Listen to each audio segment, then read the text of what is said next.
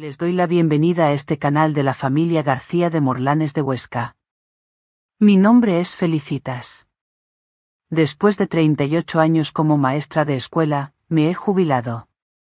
Ahora que tengo tiempo he decidido contar mis experiencias en la vida y mis reflexiones críticas, con el fin de que tal vez puedan ayudar a alguien, millennials, jóvenes, etc.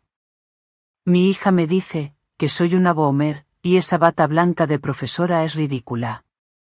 Puede ser, pero a mí me gusta, porque me constituye lo que soy.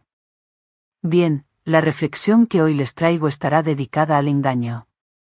El engaño es un elemento central, en nuestro vivir, que nos afecta a todos y en especial a la juventud.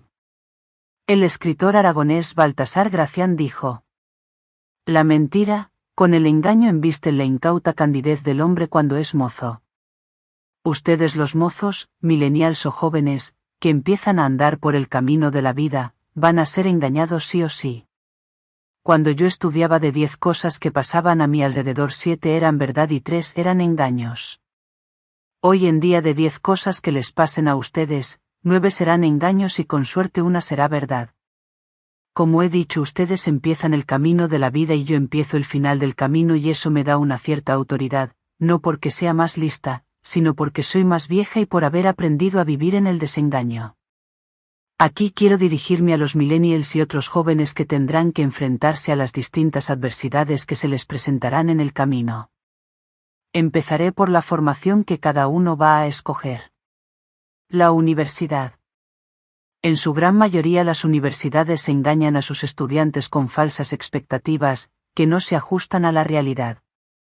La pregunta que deben hacerse todos los jóvenes, antes de matricularse, en cualquier tipo de formación, es la siguiente: ¿los conocimientos que voy a adquirir tendrán intercambiabilidad económica en el mercado laboral?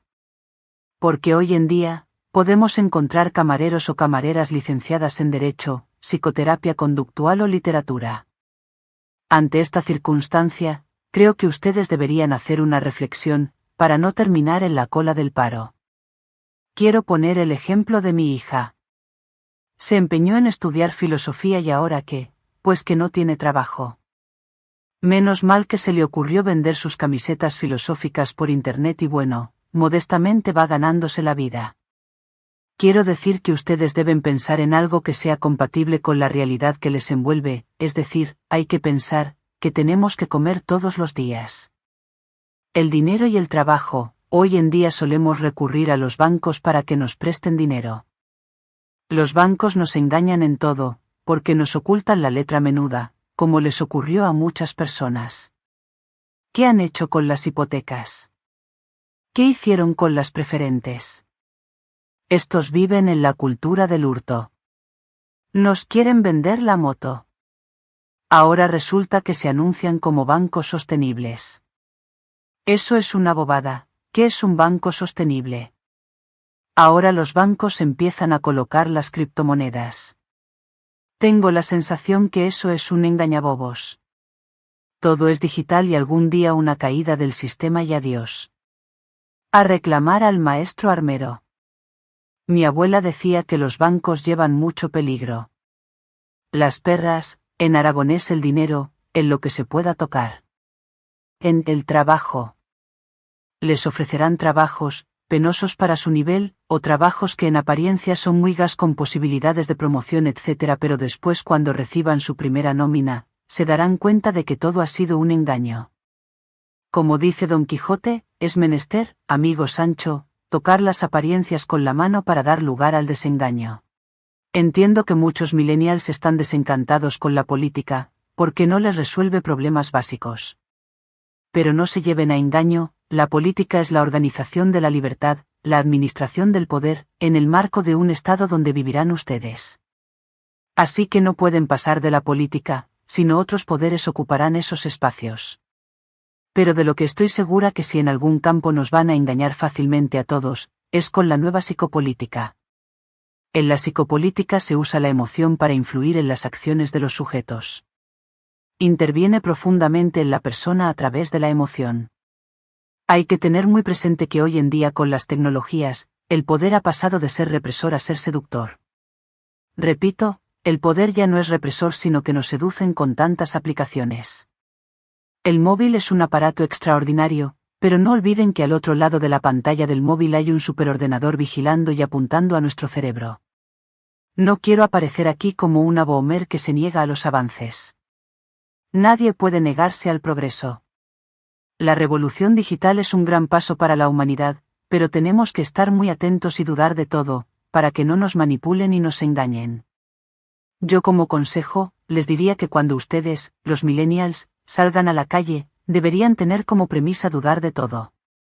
Y cuando digo dudar de todo, es de todo, incluido lo que yo les estoy contando aquí hoy. Con el tiempo ya podrán ir verificando la verdad de las cosas. Mi abuela, que no fue a la universidad, tenía su teoría sobre la duda, como Descartes, con el siguiente dicho. Lo digo en aragonés ribagorzano, que era la lengua en la que se expresaba. De lo que te digan no te creigas cosa, y de lo que viegas no mes la mitad. De lo que digan no te creas nada y de lo que veas nada más que la mitad. Muchos de ustedes pensarán que he expuesto un panorama deprimente sobre su futuro, pero que no es así. Si ustedes salen a la vida desengañados, tendrán un buen antídoto para la depresión, la angustia, la ansiedad, etc. Porque ustedes no tienen que sentirse fracasados, es la sociedad la que ha fracasado con ustedes.